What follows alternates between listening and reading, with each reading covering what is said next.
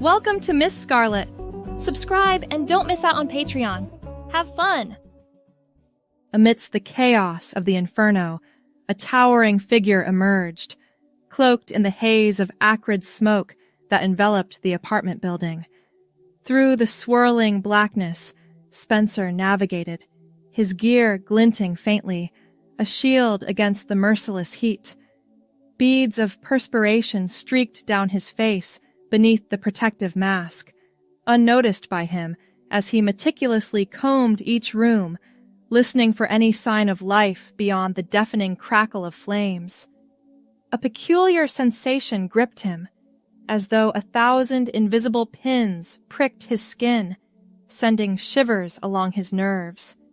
Shaking off the odd feeling, Spencer remained steadfast in his mission. Time was of the essence. Lives hung in the balance. In the distance, a barely audible whine penetrated the air. Following the sound, he found an elderly woman huddled in a corner, coughing violently. "I've got you, ma'am. Let's get you out of here," Spencer said, his voice muffled by his mask. He scooped the frail woman into his arms, noting how oddly light she felt. Had he gotten stronger recently? Retracing his steps through the smoke-filled hallway, Spencer's chest tightened. His gear suddenly felt constricting in a way it never had before. He pushed the discomfort aside, concentrating on carrying the woman to safety. As they emerged from the building, Spencer's vision swam. The world tilted sideways as he struggled to take a full breath. He managed to hand off the woman to waiting paramedics before his knees buckled. "Spencer, what's wrong?" His partner, Mike, rushed to his side. Spencer tried to respond, but no words came out.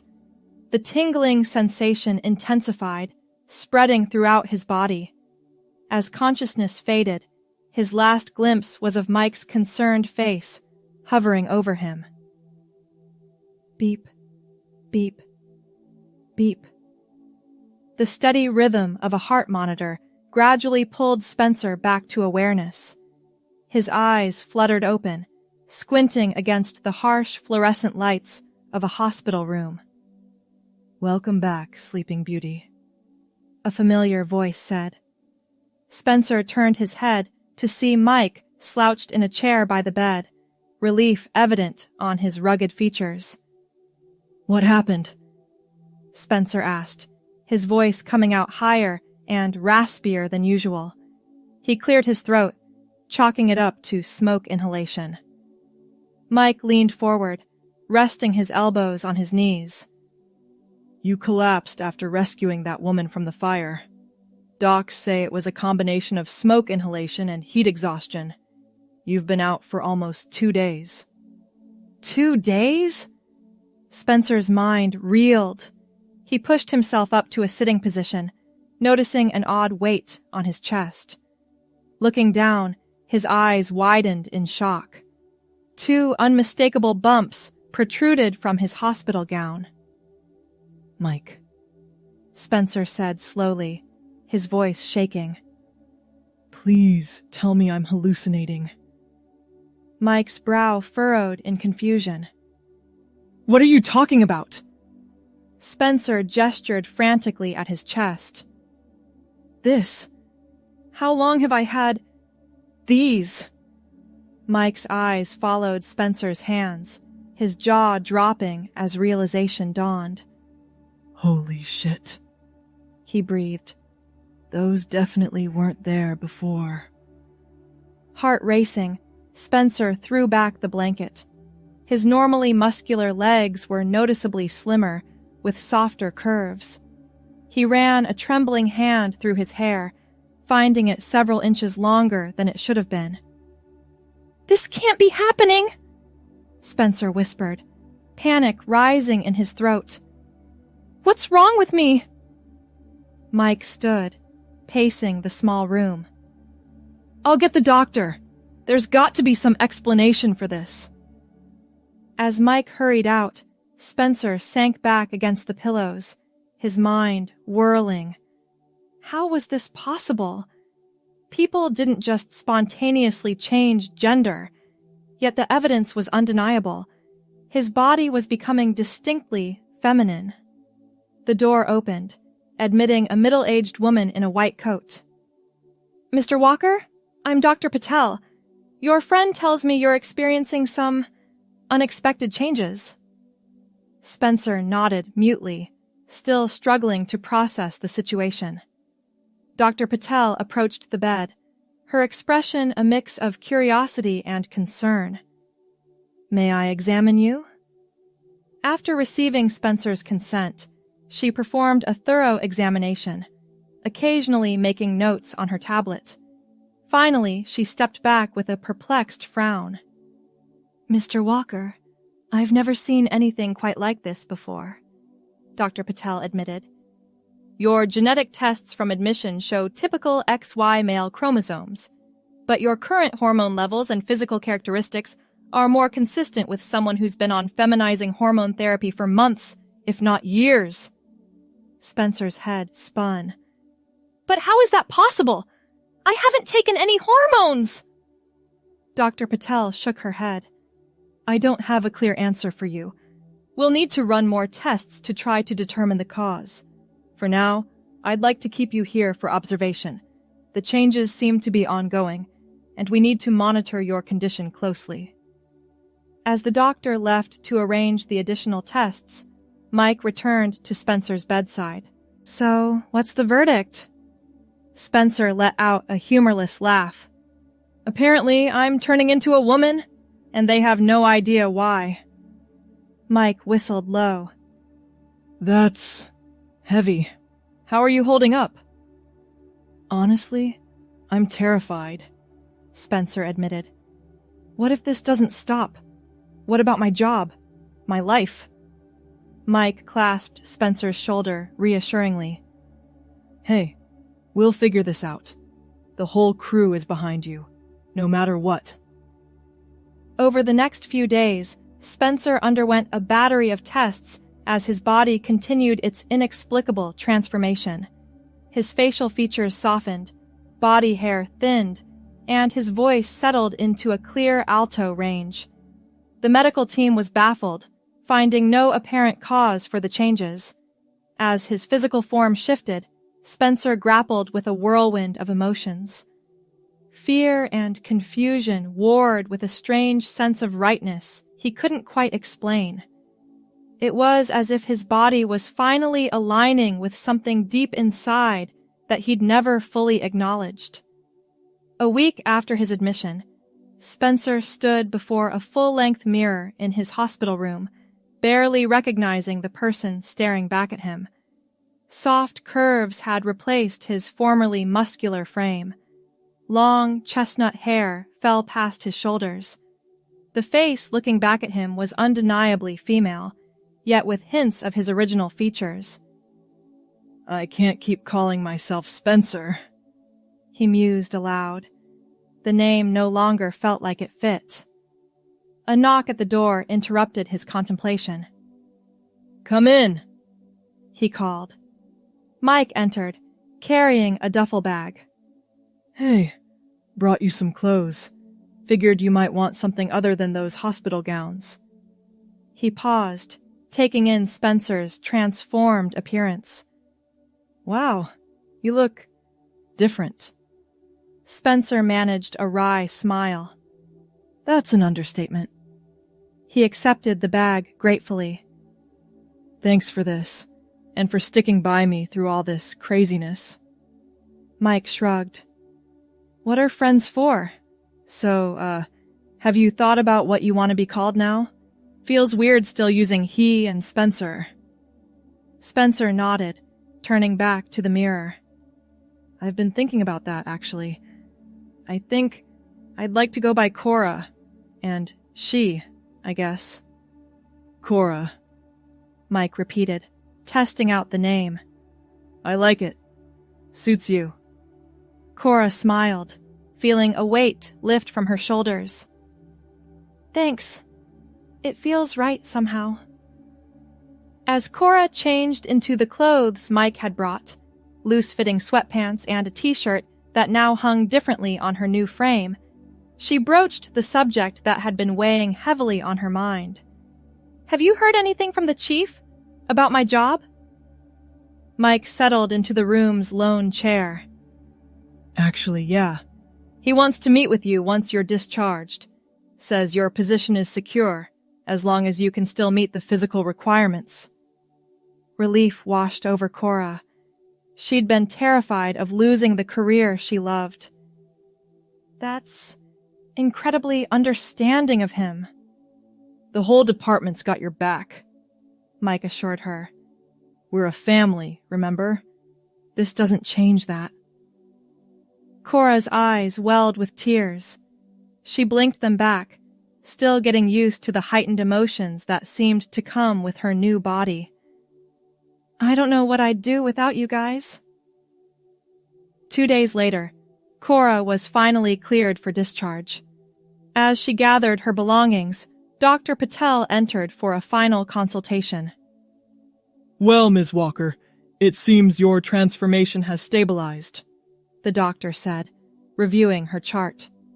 All your tests are coming back normal. For a healthy woman in her early 30s, we still don't have an explanation for what triggered this change, but there's no sign of any underlying health issues. Cora nodded, having come to terms with the mystery surrounding her transformation. "So, what now?" Dr. Patel smiled encouragingly. "No, you go live your life. We'll want you to come back for regular checkups, of course, and I'd recommend finding a therapist to help you navigate this transition. But medically speaking, you're perfectly healthy." As Cora left the hospital, she felt a mix of trepidation and excitement. The world seemed both familiar and strange, like viewing it through new eyes. She'd faced down burning buildings without flinching, but this, stepping out into society in her new form, might be her greatest act of courage yet. Mike was waiting in the parking lot, leaning against his pickup truck. "Your chariot awaits, milady," he said, with an exaggerated bow. Cora rolled her eyes, but couldn't suppress a grin. "Such a gentleman," she teased, tossing her bag into the back seat before climbing in. As they drove towards the fire station for Cora's meeting with the chief, she stared out the window, lost in thought. So much had changed in such a short time. Yet beneath it all, she was still the same person, still driven by the desire to help others, to make a difference. The familiar red brick of Station 17 came into view. Cora's stomach clenched with nerves. This was it, the moment of truth. "You've got this," Mike said, giving her shoulder a supportive squeeze as they walked in. Chief Daniels was waiting in his office, his salt and pepper mustache twitching as he took in Cora's appearance. "Well," he said gruffly, "you've certainly had an interesting few weeks, Walker." Cora stood at attention, falling back on ingrained habits. "Yes, sir." The chief gestured for her to sit. "At ease. This isn't a formal review." He leaned back in his chair, regarding her thoughtfully. "I won't lie. This situation is unprecedented, but you're one of my best firefighters, and I'd be a fool to lose you over something like this." Relief flooded through Cora. "Thank you, sir. I promise I won't let you down." Chief Daniels nodded. "I know you won't. There will be challenges, of course. You'll need to recertify on all the physical requirements, and we'll have to figure out some logistical issues with sleeping quarters and such. But as far as I'm concerned, you're still a valued member of this team." Cora blinked back tears, overwhelmed by the chief's acceptance. "I appreciate that more than I can say, sir." As she left the chief's office, Cora was greeted by a chorus of cheers. The entire crew had gathered in the common area, a welcome back banner hanging from the ceiling. Speech! Someone called out. Cora laughed, shaking her head.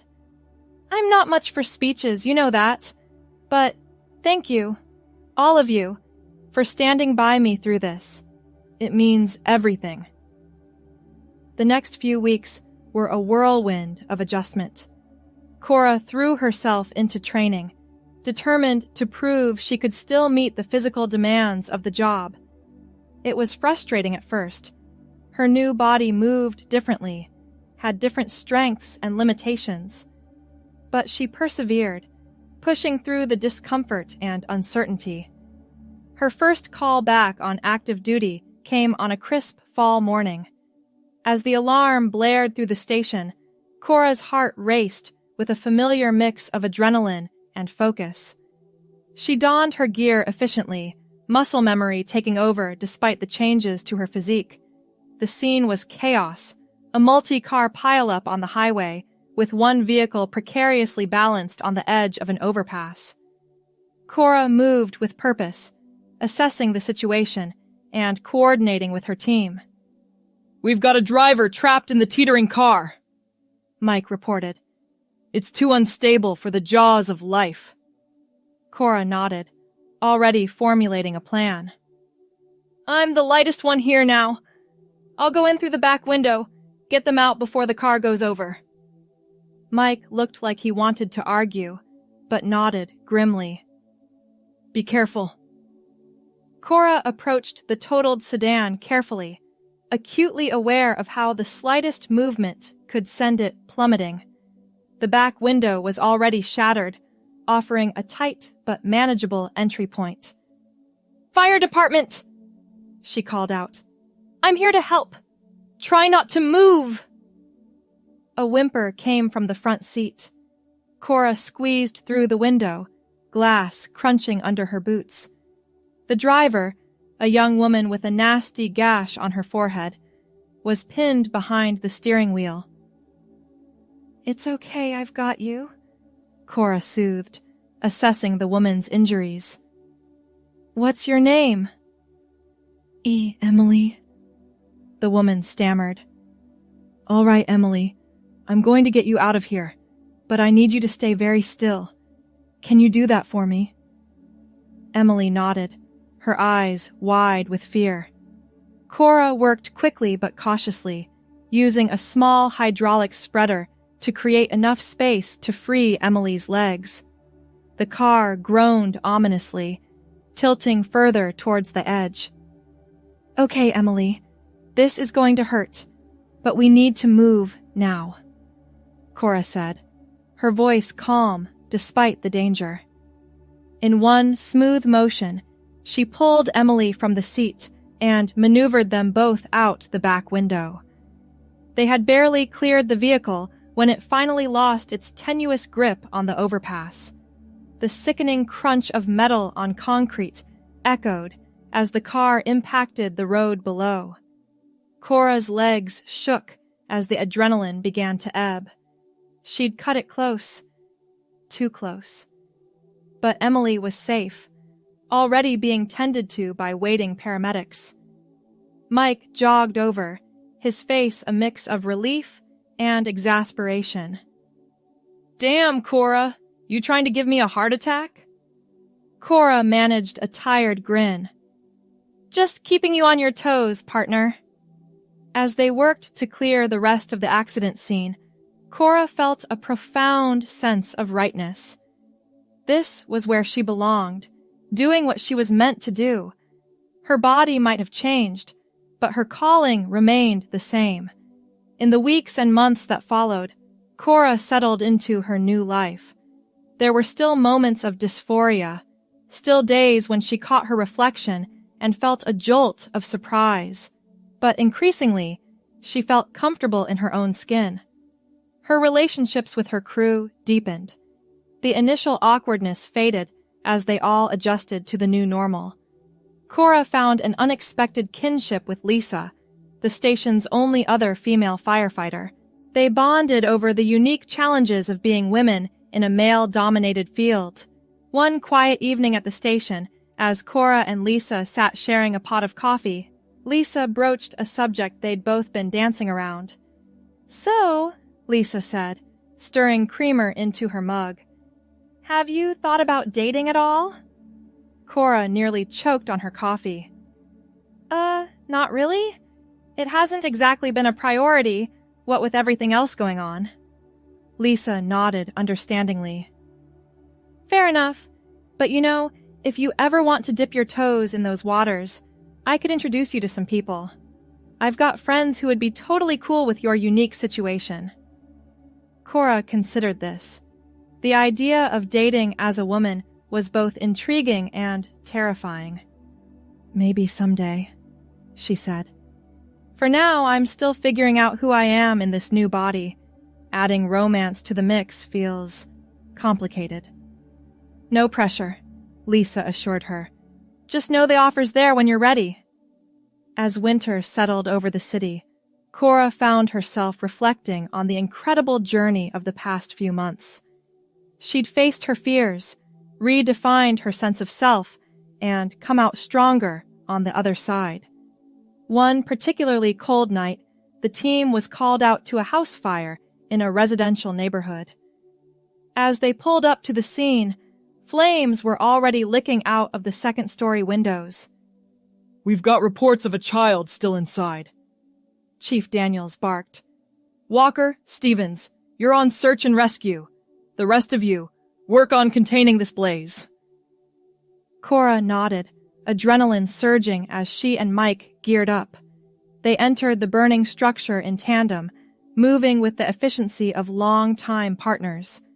The heat was intense, even through their protective gear. Smoke billowed thick and black, reducing visibility to near zero. They methodically cleared the ground floor, finding no signs of life. As they ascended to the second level, a faint cry reached Cora's ears. "This way!" she called to Mike, leading them towards a closed door at the end of the hallway. The door was hot to the touch. Cora kicked it open, revealing a small bedroom. Huddled in the corner, clutching a stuffed rabbit, was a young girl of maybe 6 or 7. "Hey there, sweetheart," Cora said, keeping her voice gentle despite the urgency of the situation.